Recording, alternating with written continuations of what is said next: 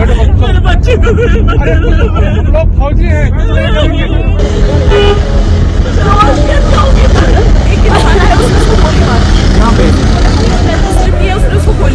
कोई बात नहीं। आज एक ऐसी पाठशाला जिस पाठशाला के अंदर हम आज खबर की बात ना करके हम उन मुद्दों की बात करेंगे और उस चर्चित मुद्दे की बात करेंगे जो कल दोपहर मंगलवार को 3:30 बजे घटित हुई। कुछ तस्वीरें आज हम आपको ऐसी तस्वीरें दिखाने जा रहे हैं जिन तस्वीरों में यदि यह इंसान नहीं होता तो शायद उसकी हत्या नहीं होती। भारत देश के अंदर हम संविधान की बात करते हैं, भारत देश के अंदर हम धर्म की बात करते हैं, भारत देश के अंदर हम भाषा की बात करते हैं, भारत देश के अंदर हम गंगा जमुना तहजीब की बात करते हैं। लेकिन कल जम्मू कश्मीर के पहलगाम के अंदर जो हमला हुआ, आतंकियों के द्वारा जो नरसंहार किया गया, जिसको लेकर आज पूरा देश रोया है। देश के साथ साथ भारत देश में रहने वाले धर्म के सभी लोग, चाहे हिंदू हो, मुस्लिम हो, सिख हो या ईसाई हो, हर एक व्यक्ति की आंखों में आंसू है। यदि इस हमले की इनसाइड स्टोरी को आप देखें तो इसे टारगेट किलिंग कहा जाएगा और इस टारगेट किलिंग के अंदर वह कहानी सामने आएगी जो मानवता को शर्मसार करती है।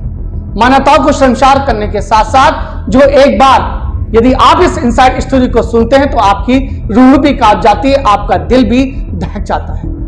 एक ऐसी स्टोरी आज हम आपको बताने जा रहे हैं जिस स्टोरी को सुनकर आपका रूह कांप जाएगा। कल जिस प्रकार से घटना घटित हुई, देश के प्रधानमंत्री नरेंद्र मोदी यूएई के दौरे पे थे, दुबई के दौरे पे थे, अमित शाह को फोन किया गया, इस घटना की जानकारी दी गई तो उनका चेहरा भी एकदम मायूस हो गया, क्योंकि देश का प्रधानमंत्री जिसके मन में यह कल्पना चल रही थी कि मैं जम्मू कश्मीर से आर्टिकल 370 हटाने के बाद में मैंने जम्मू कश्मीर को भारत का सड़क बना दिया, लेकिन आज उस सड़क के अंदर इस प्रकार से नरसंहार किया गया कि आदमी मौत के घाट उतार दिया। और मौत के घाट उतारने से पहले उसे यह पूछा गया कि बता तेरी जाति क्या है, बता तेरा धर्म क्या है। यदि उसने कह दिया कि मैं हिंदू हूं तो धड़ाधड़ गोली चला दी गई और गोली इस प्रकार से चला दी गई, एक ऐसी इनसाइड स्टोरी जहां गोली चलने के बाद में उसे यह पूछा गया, गोली चलाने के बाद में उस व्यक्ति को उसकी हालत इस प्रकार से हो गई कि ना उसे धर्म याद आया ना उसे भाषा याद आई। गुजरात के कई पर्यटक मारे गए, 26 पर्यटक अब तक मारे जा चुके हैं और आंकड़ा लगातार अभी जारी है, 19 लोग अभी घायल हैं। और सबसे बड़ी बात आपको बता दें कि कल जो आतंकी हमला हुआ तो आतंकियों के द्वारा हर एक इंसान को, हर एक व्यक्ति को, हर एक पर्यटक को यह पूछा गया कि तेरी पैंट उतार और बता पैंट उतारने के बाद में कि तू हिंदू है। जैसे ही पर्यटक ने अपनी पैंट उतारी, पैंट उतारने के बाद उसे गोलियों से भून दिया गया। यदि वह पैंट नहीं उतारता है, यदि वह अपनी धर्म को नहीं बताता है तो उसे मौत के घाट उतार दिया गया। हम भारत देश में रहते हैं, हम भारत देश में एकता की बात करते हैं, यूनियन की बात करते हैं, संगठन की बात करते हैं, देश को साथ में चलने की बात करते हैं, देश के विकास की बात करते हैं। लेकिन इस प्रकार की ये घटनाओं को देखकर ऐसा लगता है कि अब देश के अंदर गंगा जमुना तहजीब तो नहीं लेकिन नरसंहार अब बढ़ने लगा है। लगातार इस प्रकार की घटनाओं के घटनाक्रम को देखते हुए धीरे धीरे अब कहीं ना कहीं ऐसा लगता है कि इस देश के अंदर संविधान का कोई महत्व नहीं है।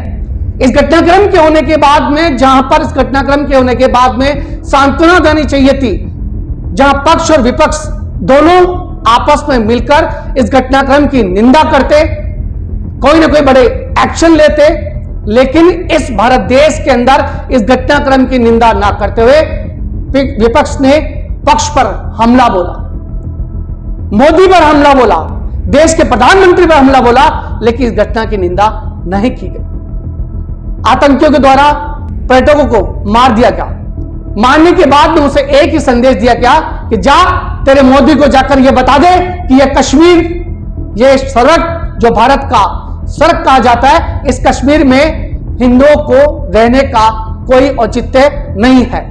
यह कश्मीर हमारा है, यह कश्मीर हमारा है। 370 आर्टिकल हटने के बाद में ऐसी द्वेष की भावना पैदा हुई कि आतंकियों के द्वारा उस कश्मीर के अंदर रहने वाले लोगों के अंदर जो भय आज भी कांपने लगा है। साथ ही ऐसे पर्यटक जो गुजरात से थे, कर्नाटक से थे, पश्चिम बंगाल से थे, जो घूमने के लिए आए थे, उन लोगों को धर्म का नाम पूछकर उसे मार दिया गया। जाति धर्म को लेकर जिस प्रकार से इस देश के अंदर जो भेदभाव चल रहा है, आज वही सामने आ चुका है कि अब यहां रहना औचित्यपूर्ण नहीं है।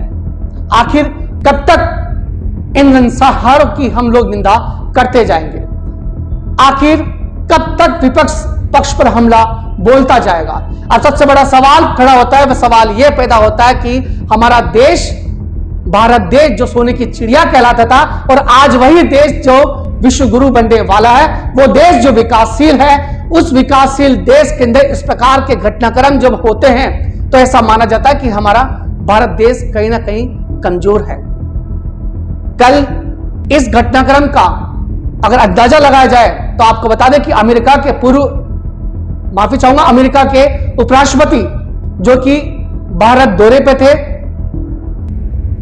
भारत देश के प्रधानमंत्री दुबई दौरे पे थे, अमित शाह जो भारत के गृह मंत्री हैं लगातार वर्किंग कमेटी की बैठक में थे, और इसे निशाना साधते हुए आतंकियों के द्वारा घटना का अंजाम दिया गया।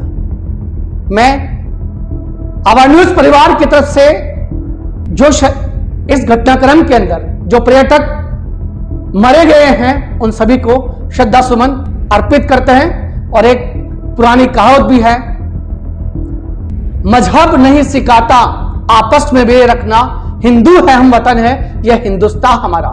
बस इस स्लोगन को याद करते हुए अपने देश, अपने राष्ट्र के दायित्व का निर्वहन करते हुए देश के विकास के योगदान में अपनी भूमिका निभाएं, यही संदेश के साथ में अपनी वारी को विराम देता हूं। जय हिंद, जय भारत।